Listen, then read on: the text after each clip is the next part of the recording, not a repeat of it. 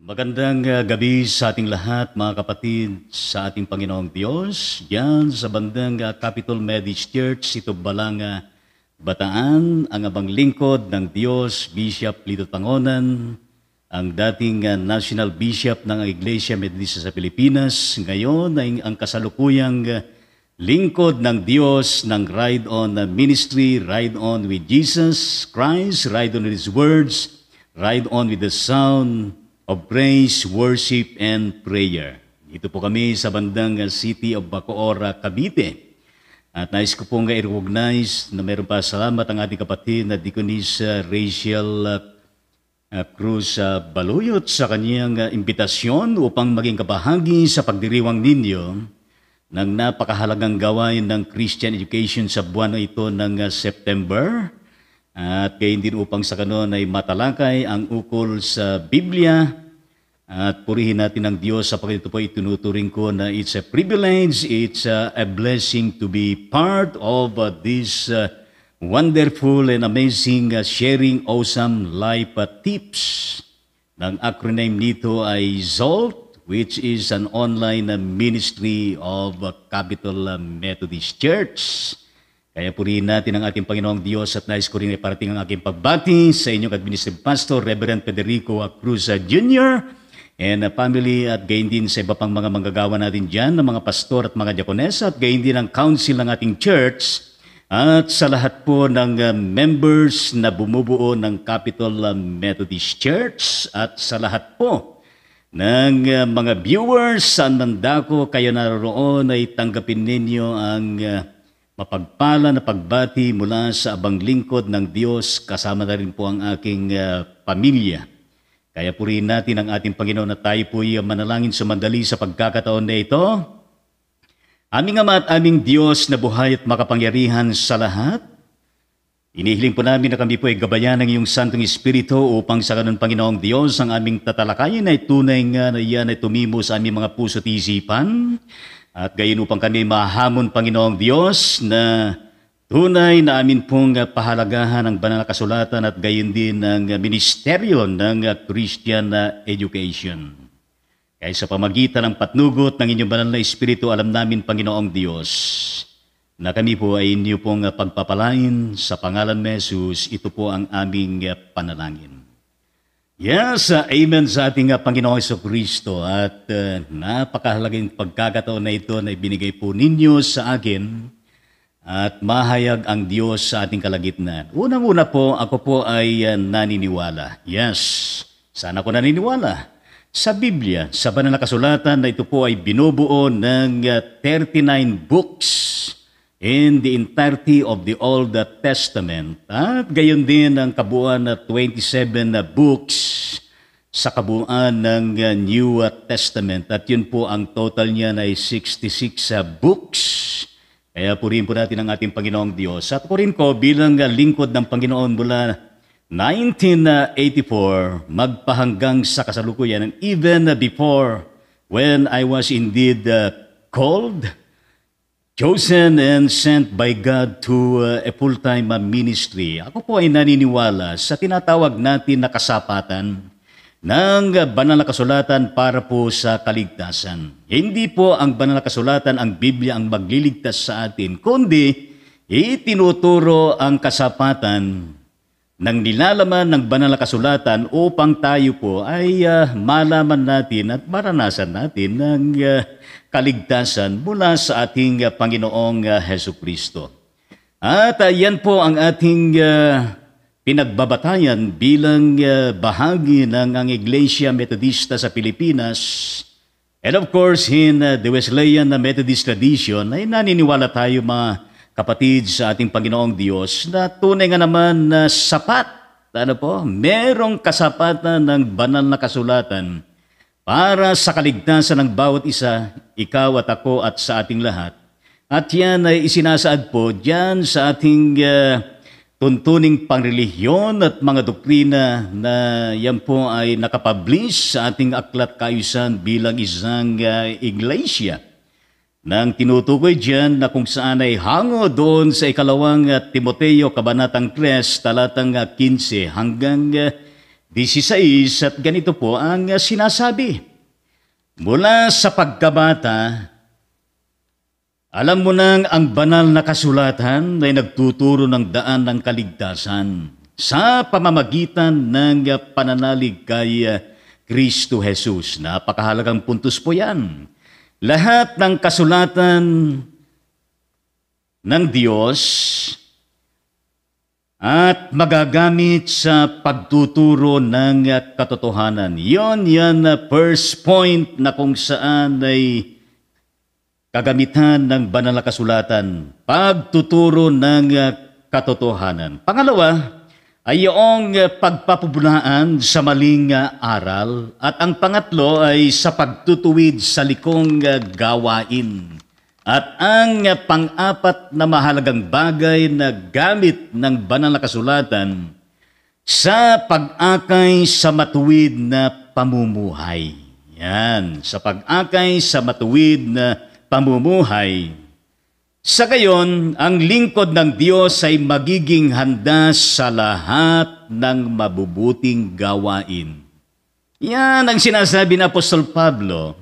Hindi lamang kay Timoteo, kundi lahat po ng mga churches at mga mananampalataya sa panahon na ito, katulad po ninyo, katulad ko at katulad natin lahat sa mundong ito. Kaya purihin natin ang ating Panginoong Jesucristo. Kaya kumpleto pala yung rekado ng banal na kasulatan na dapat natin na talimahin, dapat natin na paniwalaan, at dapat natin na sundin, basa-basahin sa araw-araw at gayon din sa tuwi-tuwi na.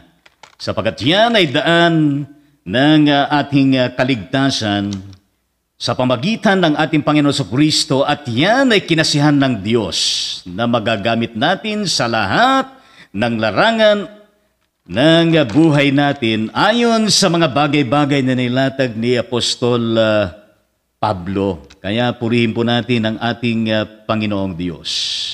Ngayon, ayon sa ating aklat kaayusan nga, ipinapahayag ng banal na kasulatan, lumang tipan at bagong tipan, ang salita ng Diyos.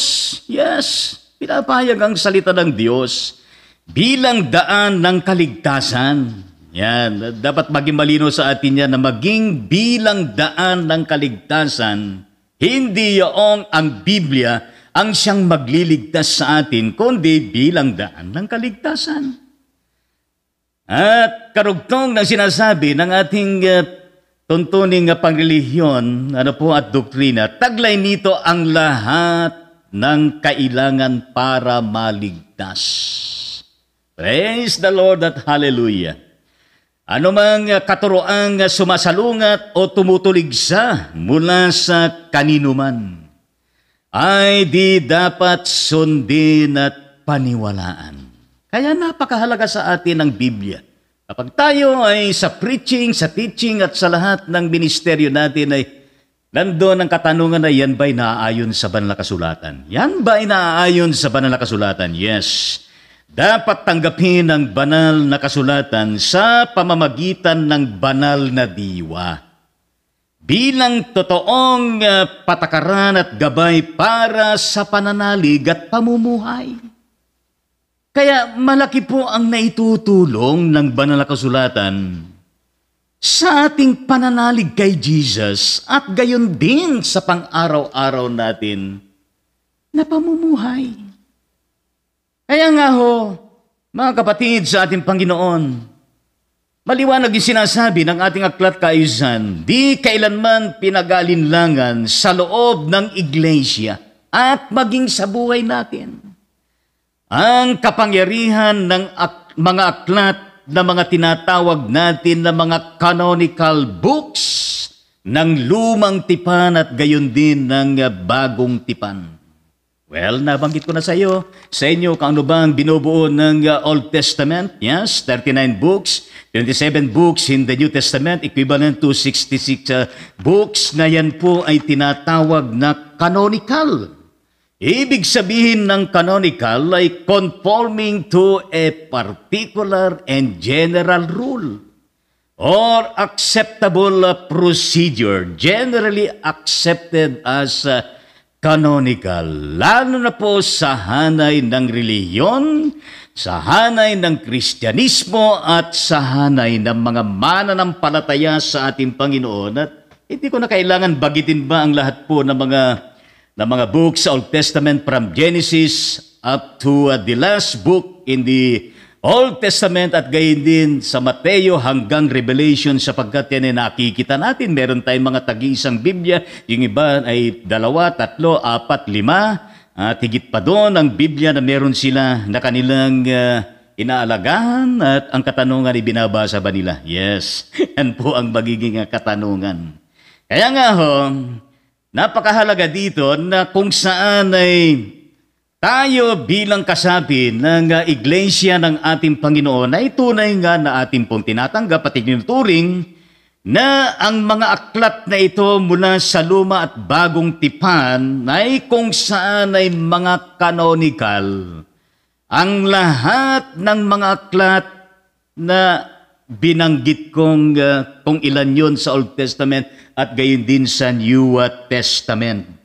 Dapat yan ay tinatanggap natin, pinaniniwalaan natin na yan po ay nagiging daan ng kaligtasan at gayon din ng kung paano tayo lalago sa pananampalataya, espiritul na buhay, gayon din sa ating pamumuhay sa araw-araw. Purihin natin ang ating Panginoong Diyos. Kaya nga isa sa mga nagpatatag sa akin bilang lingkod ng Diyos, kung hindi isa itong sandata, itong banal na kasulatan ay wala na ako sa poder ng ministeryo ng Panginoon. Pero dahil po sa presence ni Lord, dahil po sa kapangyarihan ng kanyang banal na Espiritu, at dahil sa salita ng ating Panginoong Jesucristo, well, ano man ang pinagdaanan natin mula doon sa panahon na kung saan bago tayo tinanggap ng Panginoon hanggang sa tayo po tumugon sa pagpapastor, magpahanggang sa kasalukuyan. Alam niyo bilang pastor ng Panginoon, bilang pinagkalooban ng pagkakataon na kung saan ay maging administrative pastor sa maliit, sa katamtaman at gayon din sa malaking church, at bilang naging district superintendent sa ating pinanggalingan na church, bilang naging obispo sa pinanggalingan nating church, at maging sa pagiging national bishop dati ng Iglesia Metodista sa Pilipinas, magpahanggang sa ngayon at maging sa mga darating pang panahon, ang Bibliang ito na salita ng Panginoon. Isa sa aking masasabi sa inyo na patutuon na buhay na nagpapatibay ng pananampalataya at nag-aayos ng buhay at nagpapatatag at nagpapatagumpay ng paglilingkod sa ating Panginoon. Kaya nga po sola scriptura. Tayo pa naniniwala doon. Scripture alone. Tayo naniniwala doon sa sola gratia. Mababasa natin sa Biblia, grace alone. Tayo pa naniniwala sa tinatawag natin na sola Christi. Yes, Christ alone. At tayo naniniwala sa tinatawag na sola fide. Ang mga ito ay sa mga salitang Latino, na ibig sabihin ay faith alone. Yes, faith alone in Jesus Christ. Lahat ng mga iyan. At maging yung mga pinagbabatayan ni John Wesley na theological guidelines sa kanyang theology at gayon din sa kanyang practical divinity and sa kanyang paglilingkod, pagkaunawa sa Diyos ay nakabatay doon sa Scripture, sa Christian experience, Christian tradition at gayon din sa reason na kung saan lahat ng ito ay tunay nga naman na mababasa natin at matatagpuan natin sa mga nakatala sa banal na kasulatan from the Old Testament to the last book of the New Testament. Kaya purihin natin ang ating Panginoong Diyos. Alam niyo po, ako produkto ng Bible study. Ako produkto ng Campus Crusade for Christ, ng Navigators International at gayon din ng Christian Varsity Fellowship at gayon din po sa tinatawag natin na Christian Ambassadors, Singing Ambassadors, Post-Vesper Fellowship sa panahon na hindi pa tayo'y pastor. At sa gayon din sa mga experience sa Panginoon na kung saan abang lingkod ng Diyos sa kanyang karanasan dito. May mga pagkakataon pa na hindi pa ako pastor, sumasama ako sa mga pagtuturo sa mga bata diyan sa Sampaloc bilang ministeryo ng Central United Methodist Church. May mga panahon na hinawakan ko ang Campus Crusades diyan. May mga panahon na kami po ay nagtuturo at yung mga yung mga materials ng Campus Crusade for Christ, Navigators, IBCF, at lahat ng yan ay patungkol sa salita ng ating Panginoon. At dumating ang Panginoong Diyos na kung saan ay lalo kong nakilala ang Panginoon sa pamagitan ng mga ito. Kinasangkapan ng Panginoon, although maraming mga bagay at kaparaanan na kinasangkapan ng ating Panginoon. Lalo na, yung panahon na hindi pa pastor ang banglingkod ng Diyos, nasa panahon pa ng kamunduhan.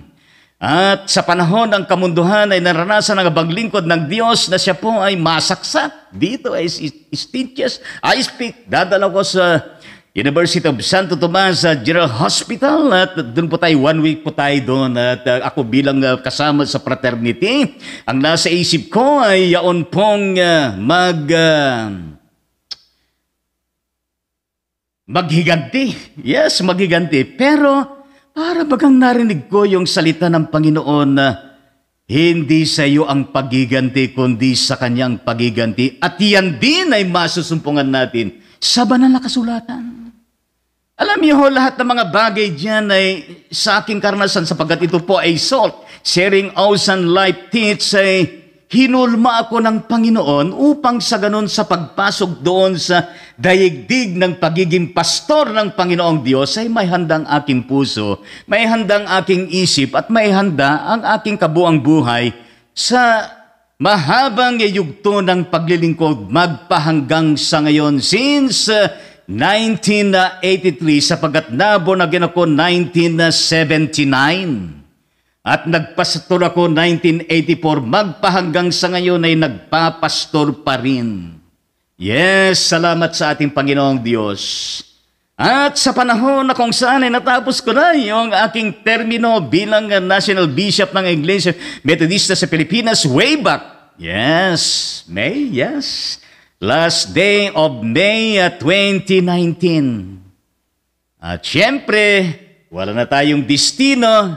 Nag-uusap kami ng aking pamilya, ang aking asawa, ang aking biyanan na laging hawak-hawak ng Biblia, nagbabasa ng Biblia, laging may panahon siya, oras ng pagbabasa ng Biblia, ay pinag-uusapan namin na kung saan ay ano ba ang ministeryo na ipapagawa ng Panginoon sa panahon na ito.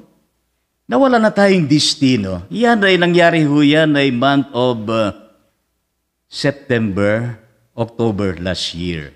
Ngayon, dumating sa pagkakataon na kung saan yung brainstorming namin as a family ay lumabas po yung ride on. Ride on. Ride on with Jesus Christ. Pagkatapos ay nasundan ng ride on with Jesus Christ, ride on with His words, ride on with the sound of praise, worship, and prayer.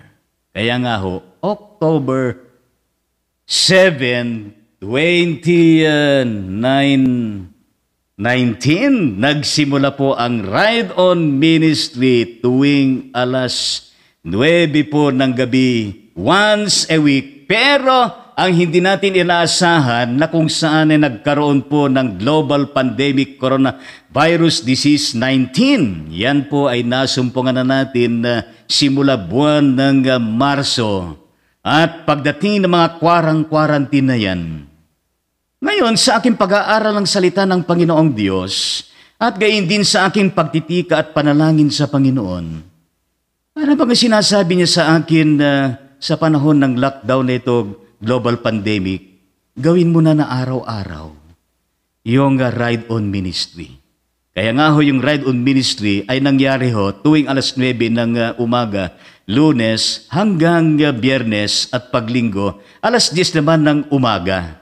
Kaya wala hong pakay dito kundi Ride On with Jesus Christ, Ride On with His words. Ang banal na kasulatan at gayon din Ride On with the sound of praise, worship and prayer. Kaya purihin natin ang ating Panginoong Diyos.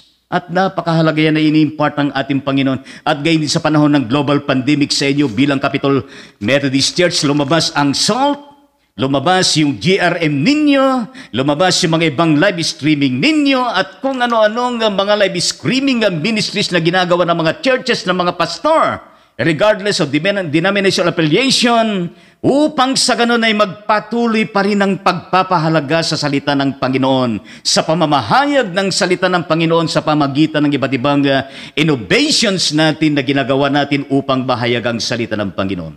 Yes, tunay nga ho. Yan sinasabi ng the book of Hebrews chapter 4, talatang 12 hanggang 13, kung paano ba natin tinitignan, kung paano ba dinescribe ang salita ng Panginoon at sinasabi diyan, sapagkat ang salita ng Diyos ay buhay, yes, amen, at mabisa, yes, mabisang mabisa, higit na matalas kaysa alinmang tabak na magkabilay talim.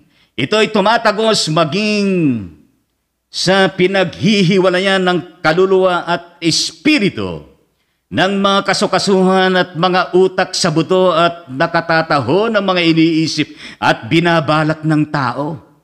Walang makapagtatago sa Diyos, ang lahat ay hayag at lantad sa Kanyang paningin at sa Kanya tayo magsusulit. Ganyan ho, na buhay ang salita ng Panginoon. Ganyan ko kabisa ang salita ng Panginoon. Ganyan ko katalas ang magkabilang talim ng salita ng Diyos na hinalimbawa na yan ay parang tabak. Yes, amen sa ating Panginoon. Kaya napakahalaga yan. Kaya atin pong pagkukulan ng pansin ng panahon ng Christian education at gayon din pag-aaral ng salita ng Panginoong Diyos. Ngayon, kapag tayo po'y nag-aaral ng salita ng Panginoon, ano ba ang mananatili sa atin na attitude natin? Ano ba? Ngayon, ayon doon sa awit kabanatang 1, talatang 2 hanggang 3, ang isang taong matawid makadiyos, ano po, mga guys, ay nagagalak siyang laging magsaliksik. Pansinin niyo yun, underline that words, nagagalak siyang laging magsaliksik at yan ay tipuyan sa banal na aral. Ang utos ni Yahweh siyang binubulay sa gabi at araw. Araw at gabi. Ang katulad niya ay isang punong kahoy sa tabing batisan. Sariwang dahot laging namumunga sa kapanahon at anumang gawin ay nakakatiyak na magtatagumpay. Mantakid ninyo mga kapatid sa ating Panginoon ang maidudulot ng pag-aaral ng salita ng Panginoon na nasa laging konteksto na merong kagalakan sa puso at isip at gayon din ang regular na pag-aaral ng salita ng Panginoon araw at gabi. Yes, namumunga sa lahat ng panahon, sa lahat ng kapanahunan, at magtatagumpay maging sa gitna at sa kabila ng mga mahamon na kalagayan po natin sa buhay, lalo na sa panahon na ito.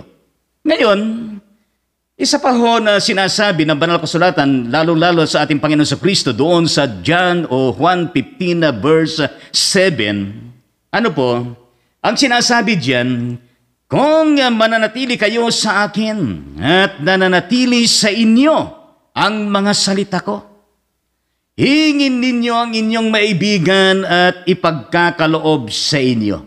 It is always in the context of remaining and abiding in the Lord Jesus Christ at the same time. Remaining and abiding in the words, the teachings of Jesus Christ, including all His promises, His provisions, and mandates sa atin. In the course of our journey in Christian education, tunay nga naman nakapagtatagumpay tayo.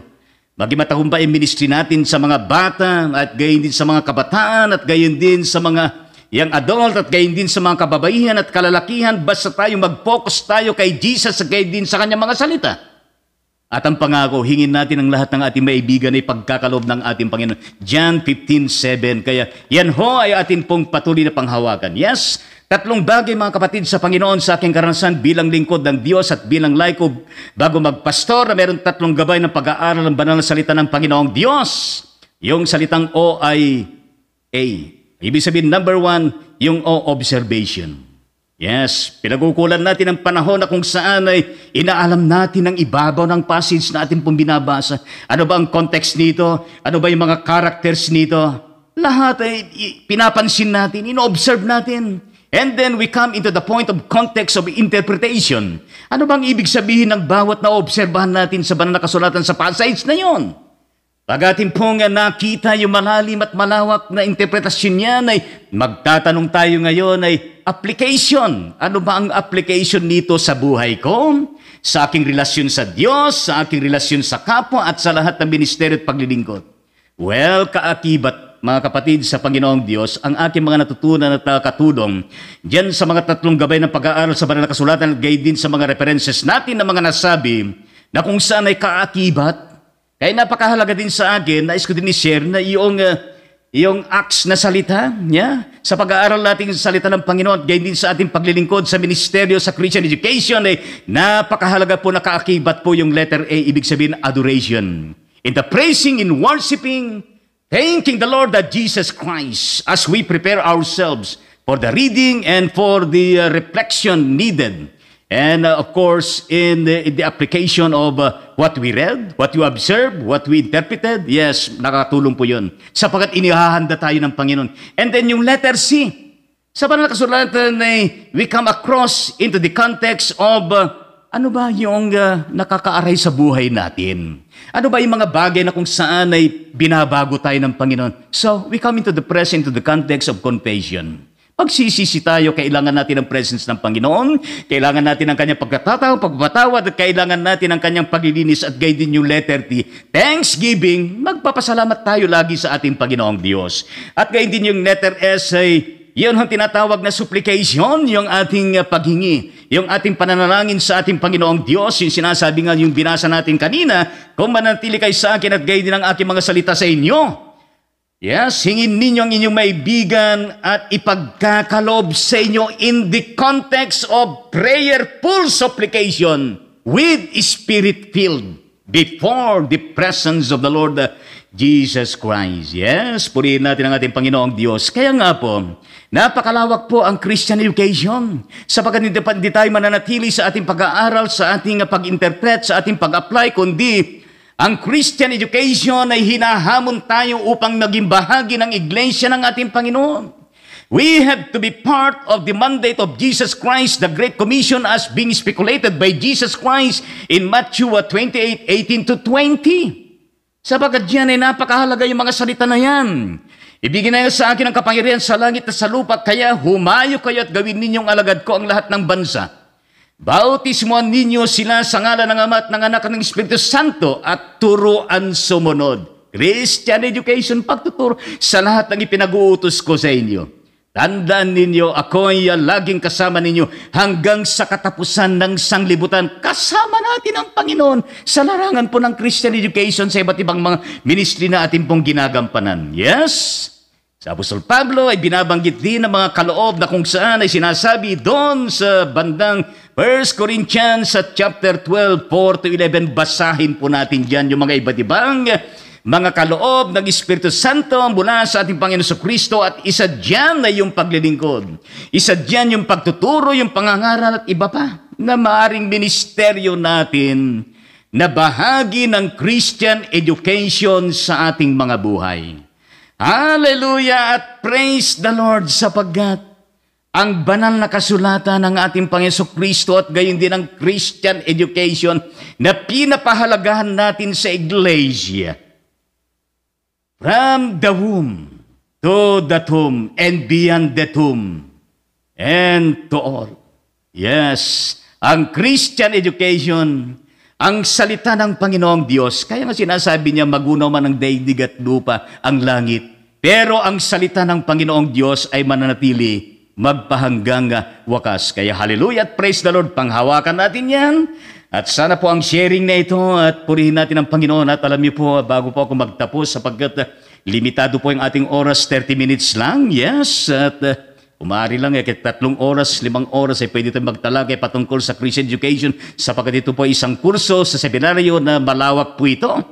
Pero maraming salamat at sana po yung mga mensahe na ipinaparating sa atin ay tunay po na siyang hahalughog sa ating mga isipan at puso at sa ating buhay, upang sa ganon panghawakan natin, isabuhay natin at ibahagi natin. Well, sa aking pagtatapos, nais ko pong i-share ang aking composition. Ito po ay matagal na po ito, September 8, 1989, nang upoy na destino na pastor sa Bagong Barrio, United Baptist Church, Arellano Street, dyan sa Bagong Barrio, Caloocan City, Metro Manila. Ito po ay panahon na kung saan ay ipinagdiriwang ang Christian education at gayon din sa banda dyan ng Kamanaba, Caloocan, Nabotas, Malabon, Valenzuela ay meron pang mga pagdiriwang ukol sa Christian education. Kaya nga po itong edukasyong Kristiyana na nilikha ng abang lingkod ng Diyos ay nalikha po ito na naukol po sa Christian education. At ang pamagat mismo nito ay Christian education at pakinggan po ninyo at magnilay-nilay po kayo.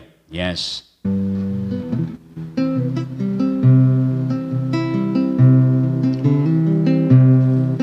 Pag-aaral ng Biblia, tunay na mahalaga, kailangan na gawin sa araw at gabi.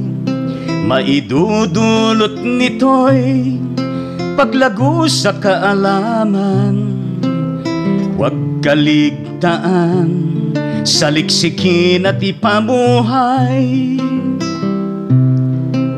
Banal na kasulatan, ito'y salita ng Diyos. Maraming kabanatang nilalaman nito. Sa bawat talata ay may aral na taglay. Sa puso at isip dapat lang na maikintaw. Edukasyong Kristiyana, palakasin, patatagin. Edukasyong Kristiyana, palalimin, palawigin. Sa loob ng iglesia, sambahayan at sambayanan. Pag-aaral ng Biblia, bigyan ng panahon, maging pangunahin sa bawat usapin. Ito'y aklat ng buhay, gabay sa pamumuhay para sa lahat at walang pinipili.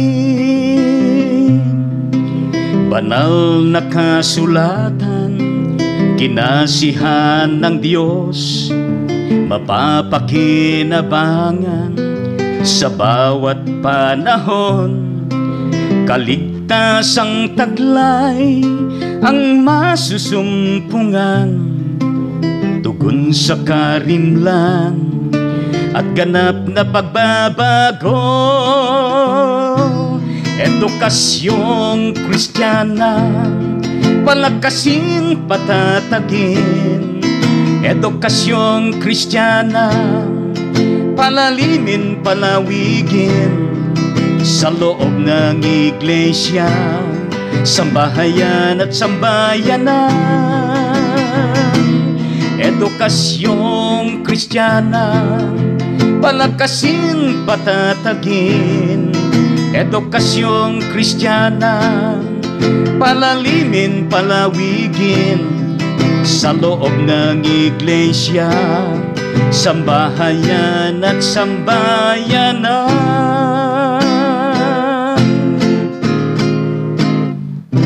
Tayo po'y manalangin sa pagkakataon na ito.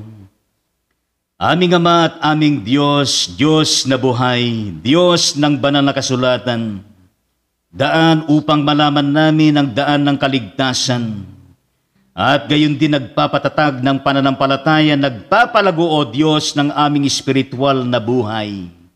Tinuturuan kami, Panginoong Diyos, sa lahat ng larangan, upang kami maging karapat-dapat sa inyo, Panginoong Diyos. Salamat po sa message na ipinarating mo. Salamat po sa mga nanood sa gawain na ito ng SALT. Salamat po, Panginoon, at patuloy po na pagpalain mo ang Capitol Methodist Church sa pangunguna ng Reverend Federico Cruz Jr. at sa lahat pa ng mga manggagawa dyan sa church na yan, pati rin sa kanilang paaralan at sa lahat po ng mga staff at gayon din, Panginoong Diyos, sa lahat po ng mga membro at gayon din ang council ng church na namumuno, Panginoong Diyos. Patuloy mo na pagpalain silang lahat, Panginoon, mula sa mga bata, kabataan, kabatang may gulang, at gayon din sa mga kababayan, kalalakihan, at gayon din sa mga senior citizen, Panginoong Diyos. Lord Jesus Christ, sa panahon na ito, may you continue to bless them all, empowered by your Holy Spirit, at gayon din na patuloy na kasangkapanin ng mga iba't ibang mga ministeryo na kanilang ginagawa sa live streaming o gayon din sa iba pa, Panginoong Diyos. Lahat ng ito, Panginoon, sa larangan po ng Christian education at pagpapahalaga ng banal na kasulatan, Panginoong Diyos, ay tunay nga namang na maging daluyan ng iyong plano, ng iyong misyon, ng iyong layunin para sa ikabubuti at kaliligtas ng buong sangkatauhan, sambayanan at gayon din sa lahat po ng tao, lalo na po sa panahon na ito.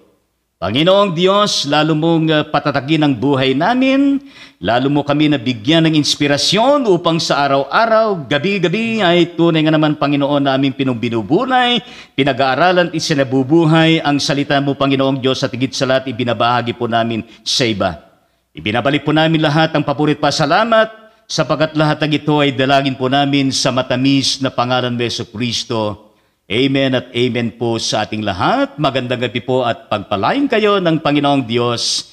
God bless and protect you always and stay safe and healthy always. Be kind to others always. To God be the glory. Bye-bye.